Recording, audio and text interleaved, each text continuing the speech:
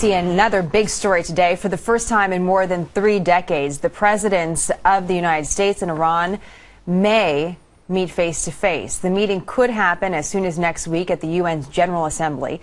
This comes out as Iran's president, Hassan Rouhani, he's a new president, writes an op-ed piece calling for what he calls constructive engagement with the entire international community. Taking a look at this, our chief Washington correspondent James Rosen joins us with more. James? Jenna, good morning. Much of Hassan Rouhani's 930 words in this morning's Washington Post is given over to platitudes, talk of abandoning zero-sum politics for win-win solutions, constructive engagement, that sort of thing. But Rouhani, a trained lawyer, former diplomat and defense official in his native country, also said, quote, "Gone is the age of blood feuds." And he portrayed his new presidency as a chance for real progress on the nuclear issue. Quote, "I urge my counterparts meeting at the UN next week," Rouhani wrote, "to seize the opportunity presented by Iran's recent election. I urge them to make the most of the mandate for prudent engagement that my people have given me and to respond genuinely to my government's efforts to engage in constructive dialogue."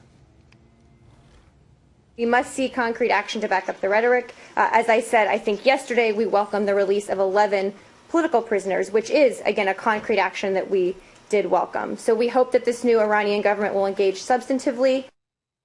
Iran denies it is building a nuclear bomb, but Western nations believe it is, and the UN Security Council and the European Union have accordingly imposed ever tougher economic sanctions that have hobbled Iran's economy over the last 2 years. To us, Rouhani wrote, mastering the atomic fuel cycle and generating nuclear power is as much about diversifying our energy resources as it is about who Iranians are as a nation, our demand for dignity and respect, and our consequent place in the world. Without comprehending the role of identity, Rouhani concluded, many issues we all face will remain unresolved. Former CIA analyst Kenneth Pollock is the author of Unthinkable, Iran, the Bomb and American Strategy, in which he argues it would be less costly to try to contain a nuclear-armed Iran than to go to war to keep Iran from going nuclear.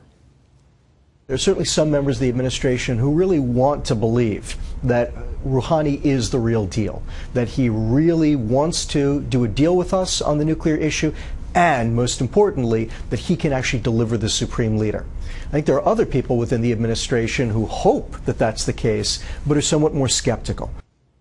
The first round of new talks with the Iranians will occur on the sidelines of next week's UN General Assembly sessions in New York. Jenna. It will be a big week, and we'll have much more on the op-ed and the bigger conversation coming up a little later this hour. James, thank you very much.